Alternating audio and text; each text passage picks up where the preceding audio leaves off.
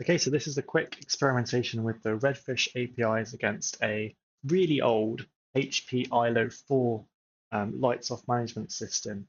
For those interested in learning about lights off management systems in the HP Hewlett Packard world, these are known as the iLO system. In Dell, in Dell's ecosystem, this is known as iDRAC. The generic API is known as Redfish, and that's coordinated by a thing called DFTM, I think. Um, so yeah, let's just try and connect to a server that we have and look at the APIs that are available. HP seems to have done a really awesome job um, in the documentation of this. Obviously, one can't help but compare between different vendors and the various approaches they've taken to documentation. Straight away on the iLO version 4, which again is incredibly old. This is an experimental system. Starts you off with a great hello world example with curl. I'm just going to make sure I'm connected with onto the right network for our server. So we've got our server on this different network here, which is our little iLO. Sorry, not I. Yes, iLO for the HP server, and that's the address of that server is 192.168.0.230, which I'm sure you know is a common address for that. So that's actually up, which is great. We've got the connectivity in place, and I'm just going to make sure I can get access to that. And here we go. Sure enough, it's up. Loading, I should say, not necessarily up. So it's taking a while to load. Why is that taking a while? There we go. But I'm not interested in logging into the UI. I'm interested in API access. So let's do that. So I know what the username and password is. It's using the default, which of course we can change. Let's scroll through and see if we can get a nice example of simply curling into the server. So yeah, let's start with a basic example. Not much going on here, just following the documentation. The classic RTFM is important here. RTFM, and there's repeating sometimes. So we're going to go, because I can't remember the IP of the iDRAC. Here we go. I'm going to put that in as just IP. Actually, I'll follow that example there. I'll just call it iLO equals 192.168.0.230. Cool. So if we just echo that out, iLO, that's the IP address. And we can do a curl, we can do a v, a verbose, HTTPS, :// and we want the IP of the iLO, which we've got on our variable there. I'm going to go redfish v1, and we want, don't know what -I does. Oh, it tells you here, returns the response header. It's very useful. What a great piece of documentation this is. In secure, it tells you what the arguments do. L follow redirects. Fine. Okay, we do get a nice unauthenticated response. Perhaps this is because it's just /v1. Perhaps this is open by default. That's absolutely fine. I'm just going to check I am actually recording whilst doing this. Good, I am. Okay, great. What about an authenticated request? I would like to do an authenticated request. Hopefully there's an example here. I know there is. I'm just foreshadowing. Here we go. So there's this curl has this built in where you can use HTTP or for the username and password. So let's do that. I'll look for a more simple request. Okay, systems is a response that contains multiple objects. Fine. Let's do that request. And first I'll do it without a username and password, because then we have something to test in terms of being denied. Just check I've got that typed out correctly. Systems plural. And we've got we look here. Notice the arrows are pointing to the left. That's the response. And notice towards the top to the right, that's the request. So we're saying get the systems. We're getting a response. It's saying unauthorized, which is expected. And we need to pass that username and password. So the username is default here. Administrator. I've spelled that right. We'll find out later. And the password, I'm just using the default, which we will obviously change.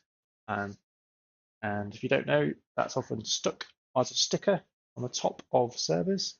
So this is the password for all to see on video. Yes, HKUU. And of course, no one has their default passwords on their servers, of course, no. Um, and we've got that there. So now we can do the whole request, but this time based on the docs, we can add a bit more information. We want to pass in the username, which is, we've just stored that in a variable there, haven't we? And we want the password, which we stored in a variable earlier there. And so before we got that unauthorized, what do we get back now? Hey, we get some data. So I'm skipping ahead here. So instead of the 400 range error, which was, where was that? 401 unauthorized. See that HTTP 401 there? We've now got a 200 response, which is happy days. We've got a 200 response, and I mean, the password's valid, obviously, and we've got this data back. And a lot of getting familiar with any APIs in general is understanding the shape of the data that comes back. Not very readable, but of course, if you've got a program called JQ, that's JQ installed, you can pipe that to JQ and you get a much nicer output. That did not work. I don't know why. I think it's possibly because I'm asking for the headers as well. So if I drop that and we just want the JSON response, there we go. Isn't that beautiful? Now we can read that much more nice. We're only doing GET requests at the moment, but of course you might want to do something like perform an action, and this beautiful documentation here, just in terms of how it's usable, seems to be quite nice. So obviously they might do a post request. So oh yeah, this is what I was going for. I'd like to restart the server. There's an example here. So there's no end of API requests that you can learn by reading the documentation. So yeah, that's a good overview. Whilst I'm connected to the internet at the moment, I'm just doing curl, but of course you can do Python as well. So it's all just HTTP at the end of the day. But if you want to do a program around it rather than um, typing curl commands all the time, let's just do a little bit of demo of that. If we can fit that in quickly before I run out of disk space. Python 3 module VNV. It's going to create a quick virtual environment doing this, and we'll try and do the same thing quickly. And we'll see how far we get with this. So I'll do a pip install Redfish. And again, think about the versions that we're talking about here. I'm just blindly installing Redfish, but we've got a very old iLO version 4 here. So hopefully there's a way of expressing what version of iDRAP we're talking to. Of course, I can't download that because I'm connected to the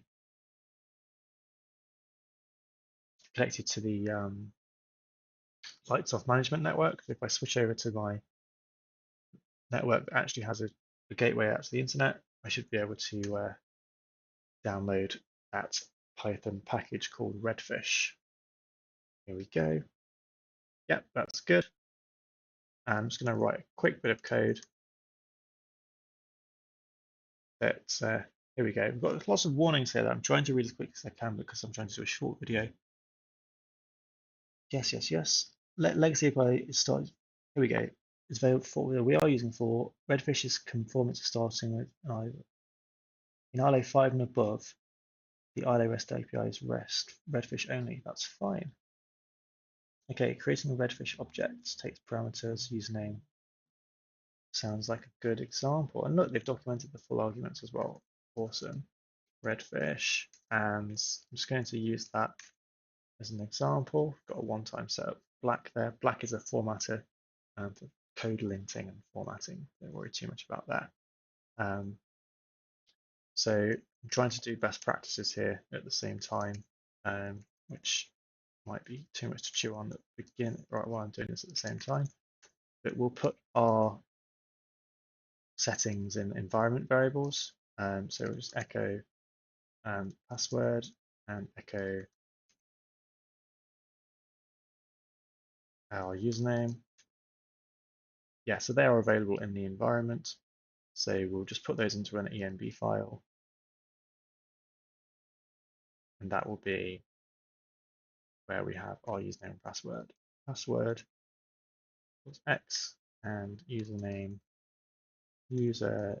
equals Y, and we want the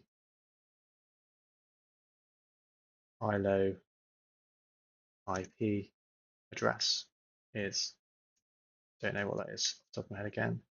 So if we just echo iLO and we'll put that in, go back into there, and we'll do import OS, and we'll get the password written into that file. We will read that through properly, but trying to talk at the same time. So we want the username, which is just administrator, and here we go. Let's go that there. That's fine. And we want to echo the password. Come on. Thought I had that on. Let's put that into the file as well. This makes it easier. There's a good website called 12 Factor Apps that's worth a look at. 12 Factor Apps, which goes over the kind of the stuff that we're talking about here. This is to do with the configuration. You look at that. Okay. Now because we're in short supply of time, we'll do iLO IP equals os.get.env. What do we want to get? We want to get the iLO, which is available or will be available in the environment, and we'll default it to none if it's not there. And we want the username, similar sort of thing, os get env, and that'll be called username as well. Again, we'll default it to none explicitly. This would happen anyway, but it's nice to be explicit is better than implicit, as the poem goes. OS, if you import this, you'll get a poem in Python, which has a few maxims, which are quite funny to read. None. Okay. So there we go. Nice. So just while we're distracted, there's the poem, but we weren't too worried about that. So we've got these undefined things on line 9. What's going on there?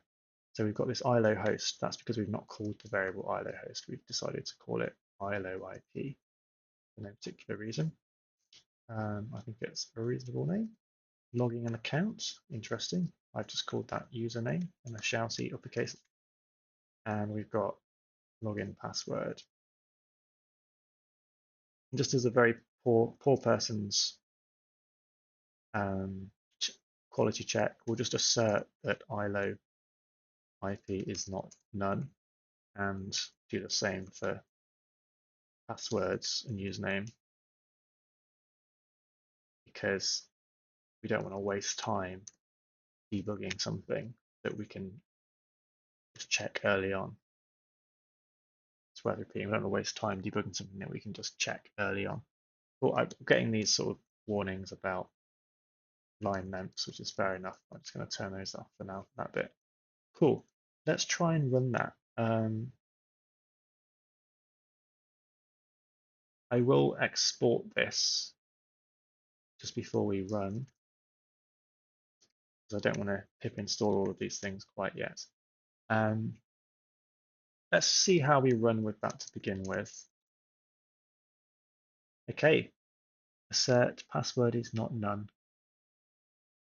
Assertion error, so password is none. It is none, there we go. So that was pointless. Let's do the cat env, and we'll set that as well. And Python main, there we go. Redfish has no attribute redfish client. Did you mean redfish client? Did I copy and paste something incorrectly there? I am using the docs, but we probably do want a legacy connection. What's at the top here? Okay, we are on very old hardware here for this test scenario. So let's see if we can just read the RTFM a little bit more and see what's changed there. There we go. Redfish has no attributes. Maybe I'm not importing correctly. Import Redfish. Let's look at the example section. Thank you very much. The registers of folders may contain examples performing different legacy REST. Here we go. I just want a simple example. Reset server.py, that sounds good. Okay, we have to actually import it. Right, there we go. So I was misusing that. Well, to be fair, I was reading the documentation, but I'm happy that they wrote it in the first place. Redfish import, and we just want to go here. Oh, thank you, new GitHub UI. That's exactly what I don't want to do. All I want to do is copy that string, and it's trying to be helpful. Apparently that's an improvement. Okay, so let's go back. And that's a beautiful example. So we'll go there. 2 is imported but not used. That's true. Let's see how we go there. Yes, I'm just importing that without using it. That's true. Thank you for that. Okay. Cannot import name from Redfish. Interesting. I'm guessing this is, I mean, it's a 5-year-old example. Did I, classic error. I've not activated my virtual environment. That might help as well. No, that's still the case. Interesting. So let's just import Redfish. See how we go there. And let's do a dir on Redfish. This is basically program debugging now. So Redfish client is available, but legacy client appears to have been removed. So at some point in the last 5 years, Redfish client has been removed. So let's see how we go, because it's going to try and talk to an old server. I'm wondering if it's clever enough to be able to know how to deal with that. The signature might have changed for the function. So let's have a look at the definition of that on Redfish client. Did we always try that? There's not an example of that I can see. I need to spend some time to look at it. Let's restart the Python interpreter. There we go. We got a bit further. Okay, we've got a nice warning here. So in our settings, it wants us to not just put the IP, but put the scheme. So, and that scheme is HTTPS, which is adding by default for us, but we don't really want surprises, so I'm going to add it explicitly. There we go. It seems to be hanging a little bit, which is interesting, but nonetheless, let's get that sorted there and run that again. Okay, we're not getting any warnings, but equally we're getting a bit of a hang, which is interesting. Is it interesting? Of course it's hanging because we're still on the wrong network. Remember how I switched earlier? So we need to go back onto the management network, which is handily available over Wi-Fi, and that would have eventually timed out, I imagine, but could have been anyone's guess if we hadn't realized that. Cool. Oh, hey, so the script worked. The no news is good news. If we put a breakpoint in there, good old Python, we can see that, yes, it's probably connected. If we look at this object that we've got, sure enough, it's an object. What kind of methods are available on here? Again, we'll read the manual. But we can see if we go from print, import, pretty print, we can probably pretty print that and get a good understanding of what's available, which is a nice way of quickly learning an API without reading the manual. But of course, read the manual. And there seems to be this logging method which I saw over here. So let's try that with our REST object, and we'll do a login, see what we get back here. And now I'm just doing a response equals. I'm not saying that you should do that, but that's, again, read the manual. It's just very quick. So I think we have actually logged in. The response of that logging is none.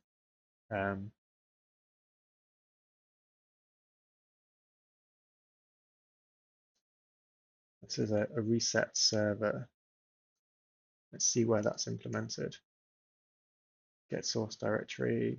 Yeah, okay, I'll leave the video there. But you can see we've connected, we've logged, we've gone via Python, we've gone via curl. I think that's a good taste just to whet the appetite of how you might approach different ways of interfacing with the Redfish APIs. Which again, beautiful Redfish APIs for programmatic access to servers for automating things such as bootstrapping servers.